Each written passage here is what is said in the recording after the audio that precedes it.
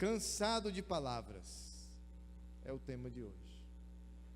E é o que o Senhor disse para Israel: eu estou cansado de palavras, muito papo e pouca ação.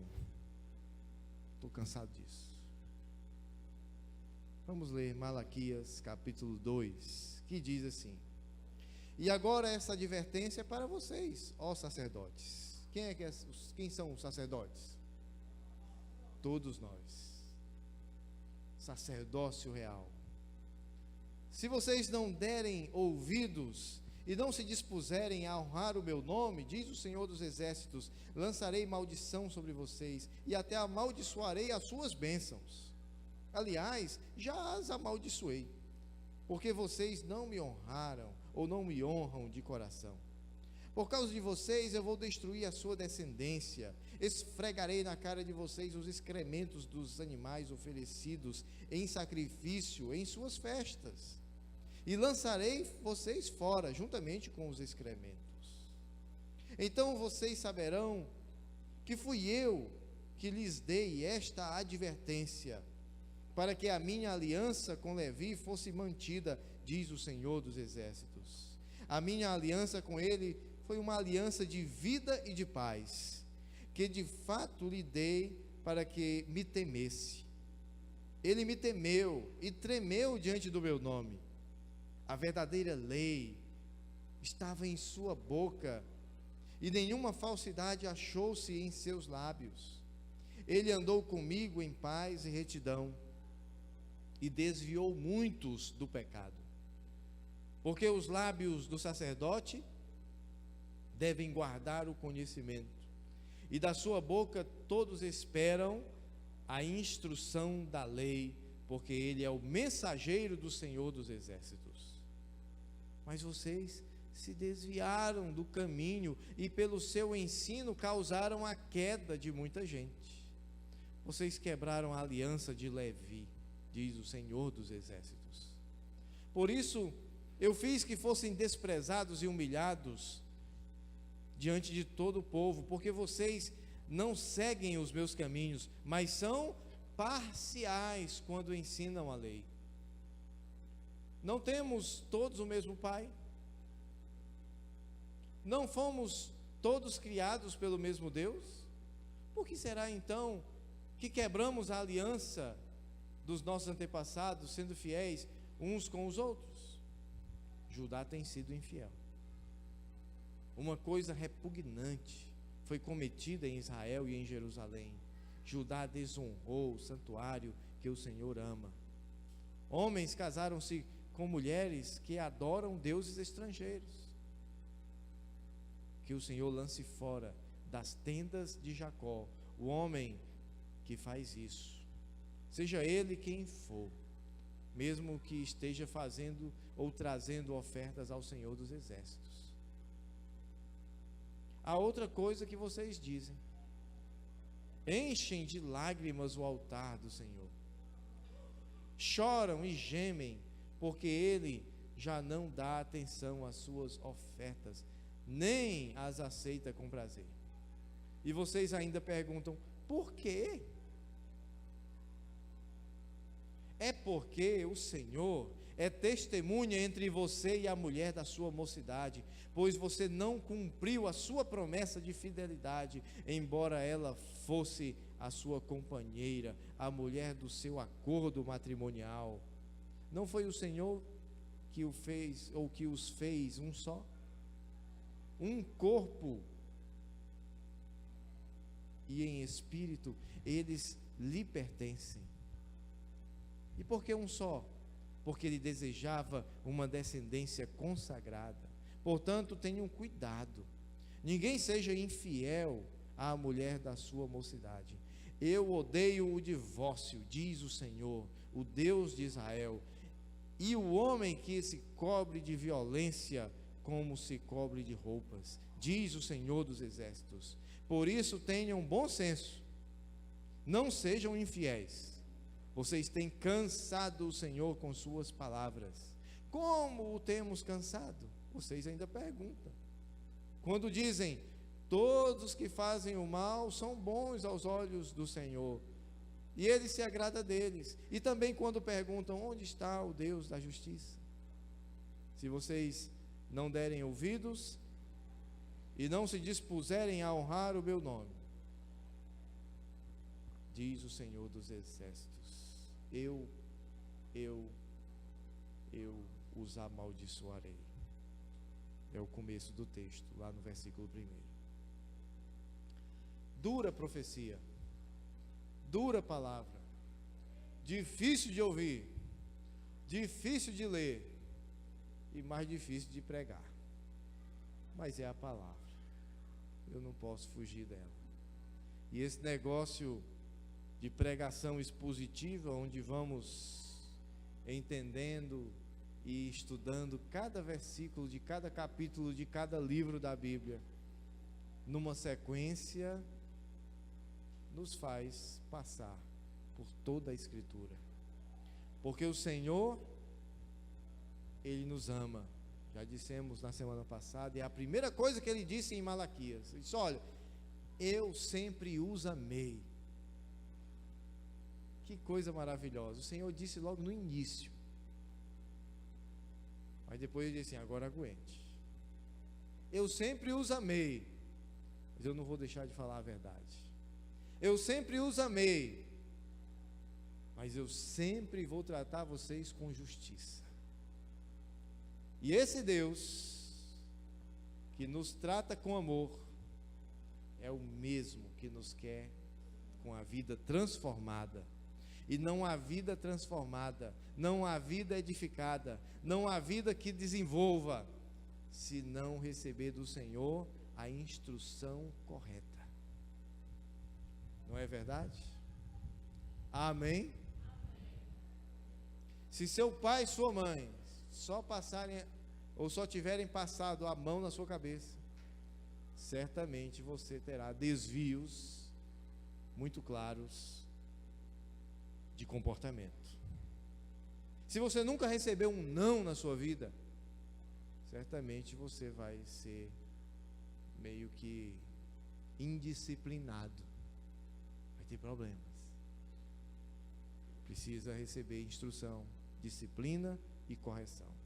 Então, inicia o texto dizendo aquela frase que eu repeti: se vocês não derem ouvidos e não se dispuserem a honrar o meu nome. Está conosco, a bola está com a gente. E aí o Senhor diz assim: olha, se vocês não se dispuserem a me atender, se vocês não me levarem a sério, aí vão acontecer problemas. Mas quando a gente lê isso, nós podemos entender também o contrário. Se nós nos dispusermos, se nós atendermos a voz do Senhor, se nós dermos ouvidos a Ele, se nós honrarmos o teu nome, o nome dEle, certamente Ele nos abençoará, certamente Ele nos atenderá, certamente Ele cuidará de nós. Se o meu povo, que se chama pelo meu nome, se humilhar, orar e me buscar, então eu ouvirei dos céus, perdoarei os seus pecados e sararei a sua terra. É condicionante, é necessário antes arrependimento, é necessário antes mudança, é necessário antes disposição de vida. Não é assim que nós temos visto a nossa própria vida? No momento em que nós nos dispomos para com o Senhor, Ele não tem mudado a nossa vida? Ele não tem feito coisas grandiosas em nós? Pois então vamos continuar nessa mesma intenção, nessa mesma força, para que o Senhor continue a cada dia a sua obra em nós. Porque aquele que em vós iniciou uma boa obra, Ele é o quê? Fiel. Para quê? Para completar esta obra até o dia de Cristo Jesus. Então nós somos chamados a atender na prática a voz do Senhor. Todo domingo, toda reunião, toda terça, todo pequeno grupo nas quartas-feiras, toda vez que nós nos reunimos, nós somos chamados a atender a voz do Senhor, porque Ele não fala com você? Não fala? Claro que fala, através da sua palavra. Mas infelizmente, nós temos vivido tempos difíceis, tempos em que os cristãos têm tido uma dificuldade muito grande em atender a voz do Senhor. Tempos em que aqueles que se dizem povo de Deus têm tido uma dificuldade enorme em atender, em obedecer, em, ao ouvir a palavra de Deus, colocá-la em prática. Dizer, isso aqui é a prática. Em todas as religiões do mundo, as pessoas que praticam aquela religião, as pessoas que seguem aquela doutrina, aquela instrução de fé, eles levam a sério. Às vezes eu fico pensando que tipo de cristãos nós somos, que lemos a Bíblia e tiramos de dentro dela aquilo que nos agrada e aplicamos para nós, mas aquilo que nos afeta, aquilo que nos confronta a palavra, aquelas partes que mostram nossos erros, nós separamos de lado e dizemos, isso aqui é tolice, isso aqui não é para hoje, isso aqui é tolice do pastor. O pastor, que negócio de igreja. Na vida real não é assim. Pelo contrário, a vida real está descrita aqui. E o que foi escrito aqui na palavra de Deus é pura instrução para a nossa realidade. Você tem dúvida disso? Tenho certeza que não. Então, nós vemos aqui uma parcialidade que o Senhor adverte. Olha, vocês estão sendo parciais. O que é ser parcial? É pegar só aquilo que lhe interessa. Não podemos ser parciais.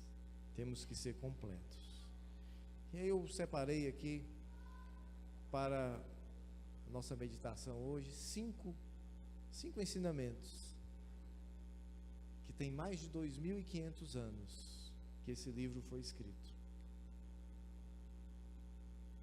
mas que dificilmente você encontrará algo tão atual quanto o que nós vemos aqui em Malaquias capítulo 2. Vamos ver. Primeiro ensino: não temos todos o mesmo Pai. Nem todo mundo é filho de Deus. Estávamos ali na classe hoje do discipulado inicial, vendo isso. Nem todos somos filhos de Deus. Ninguém nasce filho de Deus, para começo de conversa. É necessário nascer de novo. É necessário nascer da água e do Espírito. É necessário ter uma experiência de novo nascimento. É necessário ter uma experiência com Deus, por meio da palavra de Deus, pregada por meio de um servo de Deus, que vai falar, e essa palavra vai ser lançada como semente, e vai germinar no nosso coração, e vai efetuar ali arrependimento, quebrantamento, transformação de vida, mudança de vida. E aí nasce uma nova criatura, assim como uma borboleta nasce depois de uma metamorfose, deixa de ser lagarta e vira borboleta. Assim o Senhor transforma a nossa natureza de serpentes venenosas para filhos amados do Senhor. João capítulo 1, versículo 12 diz assim: contudo, aos que o receberam, aos que creram em seu nome, deu-lhes o direito de se tornarem filhos de Deus. Ora, se aos que creram, aos que o receberam, deu-lhes o direito de se tornarem filhos de Deus, obviamente, antes de crerem, antes de o receberem como Senhor e Salvador de suas vidas, eles não eram filhos de Deus. Concorda comigo? Não é uma lógica essa aferição aqui? Sim. Não era. Valha. E quando nós não somos ainda filhos de Deus, porque ainda não cremos, ainda não nos arrependemos, ainda não recebemos, somos o quê? Os mais carinhosos dizem assim: são criaturas de Deus.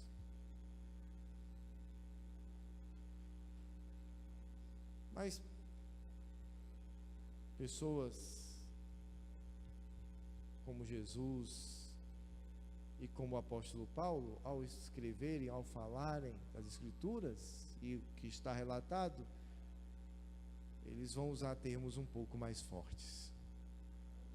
Eles vão dizer: filhos da desobediência, filhos do pecado e até mesmo filhos do diabo, que é tudo a mesma coisa, filhos da ira. Esse é um fato. Todos nós nascemos condenados, destinados à morte, porque já nascemos inimigos de Deus, e é necessário ouvir a palavra de Deus e crer na palavra de Deus para ser transformado pela palavra de Deus. E uma vez que a palavra de Deus chega no seu coração e encontra ali um terreno já preparado pelo próprio Espírito Santo para receber essa palavra, ela vai germinar e vai dar muito fruto, e vai crescer, vai dar tudo certo para a salvação de todo aquele que crê. Por isso é que é necessário. Rosana estava me contando uma história um dia desse sobre falar do Evangelho, né? E essa história compara o Evangelho a uma notícia que ao mesmo tempo é desesperadora e salvadora. Como assim? Imagine que estão 200 pessoas em um avião, numa viagem. Ali, naquele avião, além dos passageiros, estão os comissários de bordo, está o capitão, está o copiloto, estão todos aqueles que fazem parte da tripulação. E de repente, aquela tripulação percebe que o avião está com problemas. E o capitão dá uma notícia para um dos comissários de bordo. Ele diz: comissário, este avião está em pane, está com defeito, e ele vai cair. Não tem jeito. Mas este avião é especial. Ele possui um paraquedas para cada um dos ocupantes desse avião. E eu quero que você vá até os passageiros e dê esta notícia para eles. Vocês entenderam? Qual era a notícia? Número 1, o avião vai cair. Número 2, tem paraquedas para todos eles.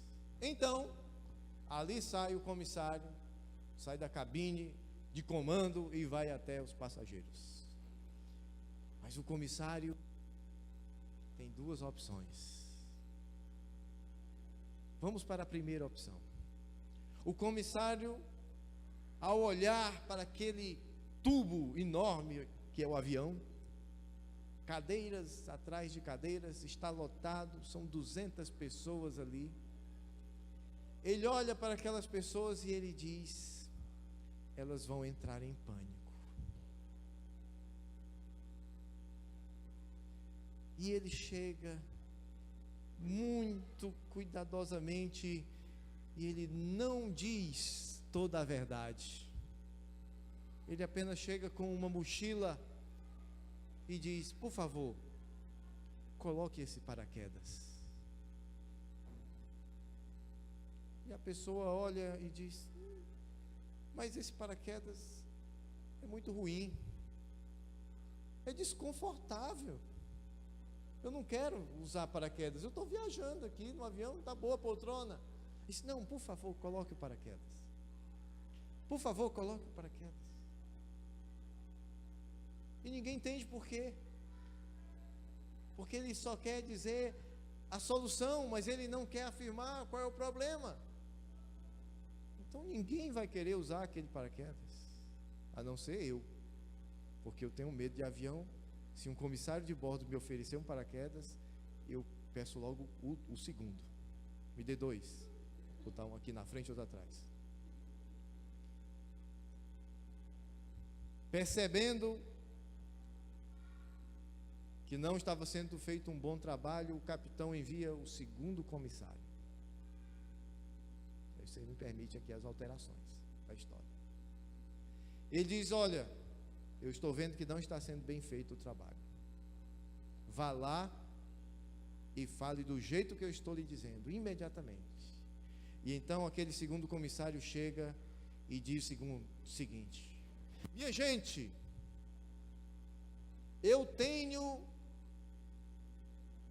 uma notícia para vocês, que é dividida em 2 partes, e eu quero que você não entre em pânico quando eu disser a primeira parte, porque a segunda parte tem a solução. A primeira parte, preste bem atenção, é que este avião está em pane, ele está condenado à queda. Mas antes que você pense outra coisa, eu já quero dizer o seguinte: nós temos um paraquedas para cada um de vocês, e será distribuído imediatamente para todos aqueles que quiserem. Você acha que alguém vai sentir desconforto em colocar o paraquedas? Não. Por quê? Melhor do que cair, do que morrer, é usar um paraquedas. Pois assim é o Evangelho. O Evangelho vem para mostrar que estamos condenados. O Evangelho vem para mostrar que o destino da nossa vida é a morte, porque o salário do pecado é a morte. O Evangelho vem para confrontar os nossos erros, para confrontar a nossa vida errada, para confrontar os nossos pecados e dizer: olha, você precisa se arrepender, porque a sua vida não vai bem. Mas imediatamente o Evangelho vai trazer a solução, porque veja aquele versículo que eu acabei de recitar: o salário do pecado é a morte, mas imediatamente já vem a solução: mas o dom gratuito de Deus é a vida eterna em Cristo Jesus. Evangelho sem confrontação não é evangelho, mas evangelho sem solução também não é evangelho. Se eu ficar aqui só dizendo que o avião vai cair, todo mundo vai entrar em desespero, se eu não disser a segunda parte. Tem solução para todo aquele que crê. Então, todos nós nascemos filhos da ira, filhos da desobediência, condenados, mas a todos quantos o receberam, a todos quantos creram no seu nome, deu-lhes o direito de se tornarem filhos de Deus. Agora em 1 João capítulo 3, versículo 1 diz: vejam como é grande o amor que o Pai nos concedeu, que fôssemos chamados filhos de Deus, o que de fato somos. Por isso o mundo não nos conhece, porque não o conheceu. Outra versão vai dizer: vede que grande amor nos tem concedido o Pai, a ponto de sermos chamados filhos de Deus. Que lindo, né? Que grande amor nos tem concedido o Pai. Diga para o seu irmão: veja que grande amor nos tem concedido o Pai, a ponto de sermos chamados filhos de Deus. Você é filho de Deus.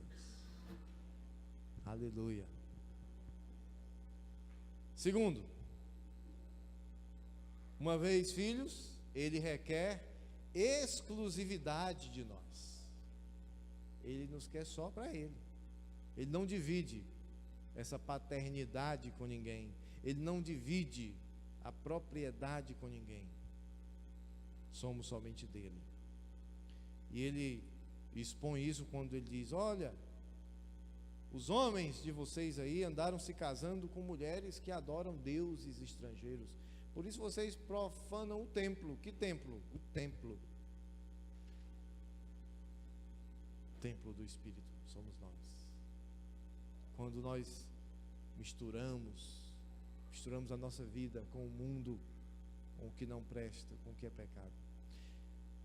1 Pedro 2:9 nos diz exatamente isso. Vocês, porém, são geração eleita, vocês são sacerdócio real, vocês são nação santa, vocês são povo exclusivo de Deus, para anunciar as grandezas daquele que os chamou das trevas para a sua maravilhosa luz. Que lindo! Quem nós somos? Propriedade exclusiva de Deus, né? Povo, geração santa, povo exclusivo de Deus, povo exclusivo de Deus, só dele. Mas essa exclusividade, essa propriedade, esse resgate tem um propósito, tem um para quê? Para que o quê? Para anunciar as grandezas daquele que nos chamou das trevas para a sua maravilhosa luz. Ou seja, ele nos tornou geração eleita, povo de propriedade exclusiva de Deus, povo abençoado. A gente gosta disso, né? Eu agora sou filho de Deus, que maravilha, eu tenho paz, o Senhor tem abençoado, tenho lido a Bíblia, o Senhor tem falado comigo, tenho os irmãos, né? Tenho amigos, família, muitos irmãos. Foi Jesus, meu amigo verdadeiro, que fez tudo ao me dar a salvação, e estou feliz da vida com Jesus. Mas tem um propósito nisso. Ele não fez isso para você se lambuzar na graça de Deus, não. Ele fez isso para que você e eu sejamos testemunhas que anunciam as grandezas daquele que nos chamou das trevas para a sua maravilhosa luz. Falar de Jesus, falar das boas novas, pregar o Evangelho. Esta é a razão da sua existência e da minha existência aqui nesta terra. Ele diz: Levi andou comigo em paz e retidão e desviou muitos do pecado. Essa frase me chamou a atenção, porque ela mostra dois frutos, ou dois tipos de frutos que o Senhor espera de nós. A Bíblia, quando fala em frutos, ela fala, por exemplo, frutos dignos de arrependimento. Ou seja, vida que é consequência, é fruto da obra de Jesus na cruz. Ou seja, a minha vida, ela agora é santa, a minha vida, ela agora anda direito, porque de vez em quando eu andava todo errado, ou sempre, né? E agora eu estou no caminho do Senhor. Isso é fruto, é resultado da obra de Deus na sua vida. Mas o segundo tipo de fruto que Ele espera de nós é pregação do Evangelho. Pregação do Evangelho. Então, quando o Senhor vai naquela figueira e ali não encontra fruto, pode usar os dois tipos de fruto. Ali representa pessoas que não têm vida santa.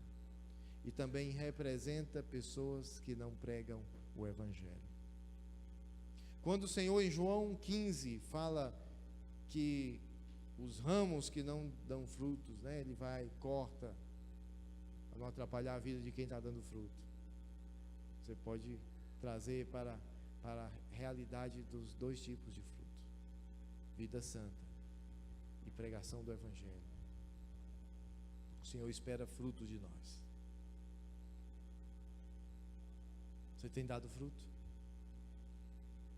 Se o Senhor vier prestar contas com você hoje, ou se Ele lhe chamar para prestar contas com Ele hoje, você tem algo a apresentar diante dEle?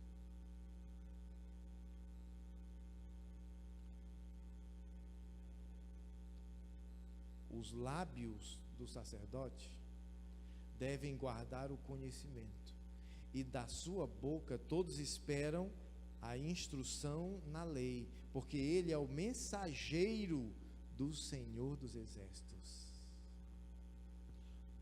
Os seus lábios devem guardar o conhecimento, e da sua boca todos esperam a instrução na lei, porque você é mensageiro do Senhor dos Exércitos. Agora diga comigo: os meus lábios devem guardar o conhecimento, e da minha boca todos esperam a instrução na lei,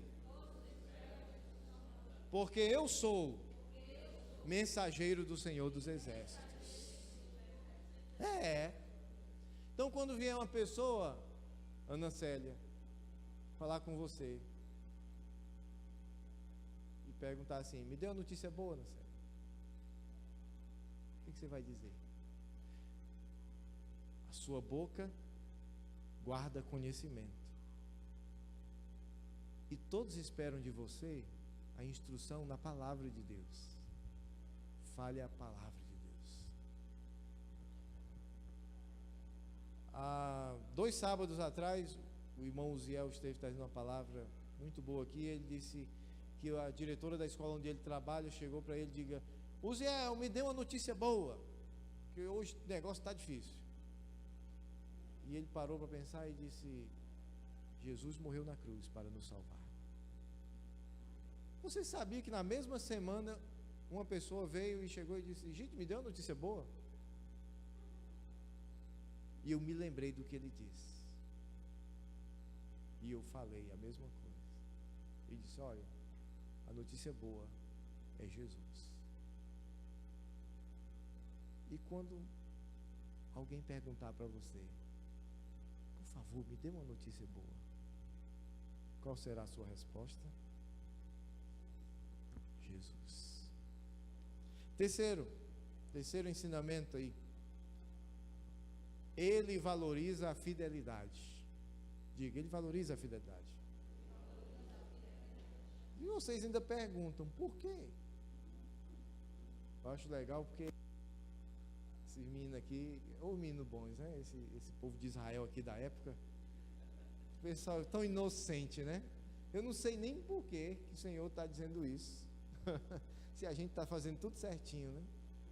Aí ele diz assim: é porque o Senhor é testemunha entre você e a mulher da sua mocidade, pois você não cumpriu a sua promessa de fidelidade, embora ela fosse sua companheira, a mulher do seu acordo matrimonial. Não foi o Senhor que fez vocês um só?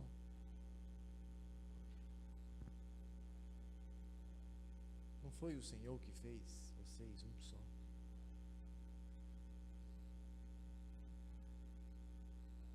Sabe, eu não vou me deter na questão matrimonial aqui agora, mas eu vou me deter na questão da fidelidade. A gente vive numa sociedade onde a fidelidade tem caído em desuso, a fora de moda. O que a gente fala não tem valor. tem que ser escrito, carimbado, reconhecido firma. E alguns ele diz, não vale nada, é só um papel. Quanto mais o que é falado. Pelo que diz a palavra de Deus, os filhos de Deus, quando falarem uma coisa, quando fizerem um compromisso, está feito. Precisa nem de bigode, né? Cabelo do bigode, quanto mais de nada escrito. Se eu tenho um compromisso com você, é minha obrigação cumprir. Não é assim? Desde as coisas mais complexas até um horário. Porque quando nós não cumprimos o horário, quando nós chegamos atrasados, nós estamos dizendo que aquilo não é tão importante para nós. E que os outros tolos que chegaram no horário também não valem muita coisa para nós. É isso. Cumprimento, fidelidade. Fidelidade. É isso. Nas pequenas e nas grandes coisas. E aí, você já deve estar ampliando a compreensão para diversas áreas. Mas o Senhor trata desta. E Ele diz, que é o quarto ensinamento, Ele odeia o divórcio. Eita, chega, reverbera assim na sociedade. Você tem coragem de dizer isso em qualquer lugar, para qualquer pessoa que você conheça? Não diga não. Você quem diz aqui na igreja. Você não vai dizer isso assim na primeira vez que você conhece uma pessoa, né? Mas o Senhor diz, eu odeio o divórcio, diz o Senhor de Israel, Deus de Israel. Por que Ele odeia o divórcio? Porque Ele ama a fidelidade, Ele ama a aliança. Não pode.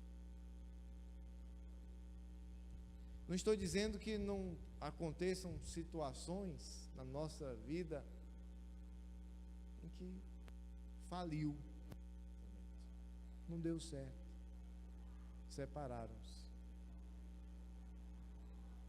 Jesus disse, olha, Moisés permitiu que isso acontecesse por causa de quê? Da dureza do coração. Que bom se todos tivéssemos corações moles, né? Mas por causa da dureza do coração, ou seja, por causa da falta de perdão, por causa da falta de fidelidade, ou vice-versa, né? Um vem antes do outro, por causa da falta de compreensão, por falta do abrir mão, por falta de um passo atrás, por falta de um silêncio, por falta de um falar, por falta de uma palavra carinhosa, por falta de um carinho mesmo, por falta de tanta coisa, e principalmente por falta de cruz, por falta de Jesus. Muitos casamentos, de fato, se dissolvem. É a realidade. Mas que o Senhor não gosta disso, Ele não gosta. Ele tem direito de dizer? Tem, né? E Ele disse, eu odeio. Parece quando nossas crianças dizem assim, eu detesto isso, né? Quando falam de algumas comidas assim, é assim que Ele está falando. Eu não gosto. Ele fica triste com cada casamento que se desfaz. E Ele sabe como é que começou a se desfazer. Não é de uma hora para outra, não. Porque Ele ama a fidelidade. Mas eu acho lindo porque o Senhor não deixa as coisas desconectadas. Ele dá o quinto e último ensinamento que eu separei para essa noite. Ele diz, Ele odeia a violência. Então, um dia desses, eu estava falando com um casal e acho que estávamos falando com a mulher. E eu tive que dizer assim, olha, não parece uma fala de pastor, mas me parece que no seu caso extremo vai ser o jeito de você se separar. Eu vou até o fim pelo casamento, eu vou brigar pelo casamento, mas o mesmo Deus que odeia o divórcio, odeia os homens que se vestem de violência. Ele está falando de quê? Para que isso aqui? Para os homens que são violentos. Com quem? Com as suas esposas. O mesmo Deus que odeia o divórcio, odeia a violência. E um dia desse nós fizemos umas contas aqui, há muito tempo atrás, e nós vimos quantas mulheres sofriam com violência nas suas casas e frequentavam a nossa igreja aqui. Tristeza para nós. Lembra dessa época, há uns anos? Que tipo de violência? Pancada, pé do ouvido, sai rolando no chão? Muito pouco. Muito raro até isso. Apesar de que, aviso para vocês, homens, se eu souber que vocês maltratam suas esposas violentamente, eu não tenho problema nenhum em denunciá-los às autoridades. Tem problema nenhum. E você não vai fazer nada comigo. Sabia disso?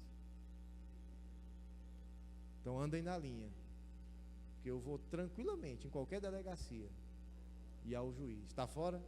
Então está tudo bem. Vou. Denuncio e podemos entrar com o processo, sem problema nenhum. Porque em briga de marido e mulher, a gente aqui está para meter a colher mesmo. Viu?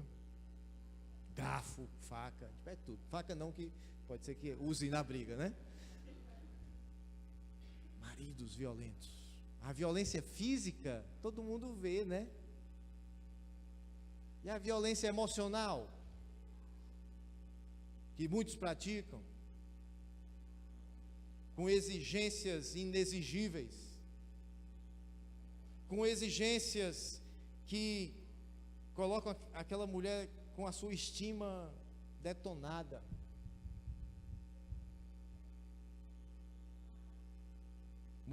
Homens que escravizam suas mulheres, às vezes até usando o pretexto bíblico. Submeta-se. Sabe nem o que é submissão. Vai ler a Bíblia, vê o que fala antes para os homens. Vai entender o que a Bíblia fala para os homens com suas esposas, para você primeiro entender isso, para depois falar sobre submissão. Se você não cumpre, o que você quer falando? Violência com palavras depreciativas, violência com desprezo, violência com falta de atenção, violência. Deu para entender?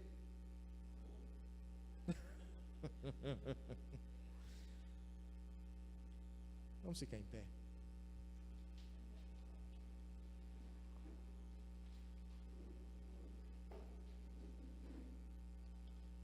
Para terminar, aquilo que está no tema da palavra de hoje, né? Ele diz: olha, vocês têm cansado o Senhor com as suas palavras. Gente, vamos pedir misericórdia ao Senhor, que não sejamos nós a cansar o Senhor com as nossas palavras, que Ele não se canse, que Ele não diga para a gente, olha, diga assim, olha, esse pessoal aí é só da boca para fora. Que nunca aconteça isso, porque é isso que Ele está dizendo, ó, eu estou cansado, porque a religião de vocês, a comunhão que vocês têm comigo, esse seguir a mim, de vocês, é só da boca para fora, e eu estou cansado com as suas palavras. Quando dizem, o que eles diziam? Todos que fazem o mal são bons às ordens do Senhor. Em outras palavras, está tudo bem, gente. Você pode continuar fazendo o que você quiser, vindo para a igreja, deixando o dízimo, tudo bem. Você pode ter uma vida do jeito que você bem entender. Tá certo isso? Ali. Me diga, por favor. Porque às vezes parece que eu estou ficando abilobado, abestado. Será que sou eu que estou entendendo errado?